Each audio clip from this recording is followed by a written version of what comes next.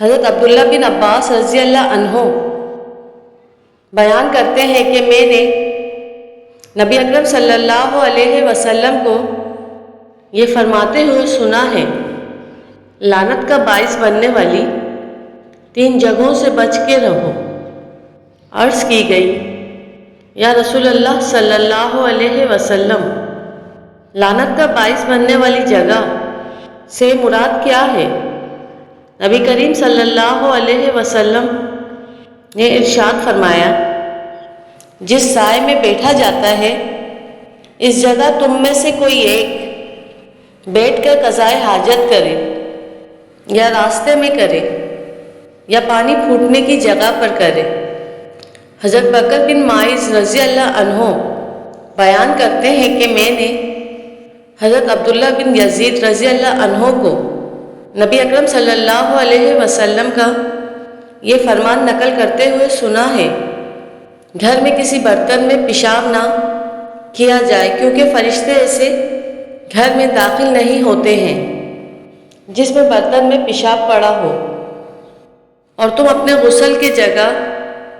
پر ہرگز پیشاب نہ کرنا۔ ام المومنین حضرت عائشہ صدیقہ رضی اللہ عنہ بیان کرتی ہیں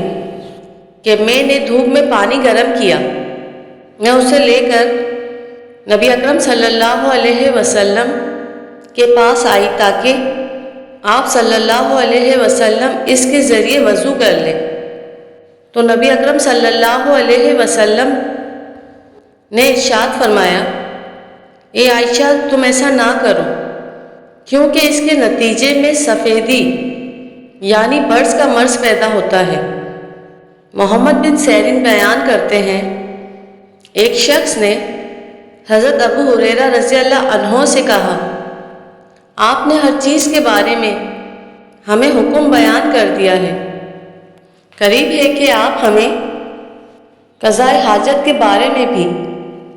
کوئی حکم بیان کر دیں گے؟ تو حضرت ابو ہریرہ رضی اللہ عنہ نے فرمایا، میں نے نبی اکرم صلی اللہ علیہ وسلم کو یہ ارشاد فرماتے ہوئے سنا ہے، جو شخص مسلمانوں کے کسی راستے میں قضائے حاجت کرتا ہے اس پر اللہ تعالیٰ، فرشتوں اور انسانوں سب کی لعنت ہوتی ہے۔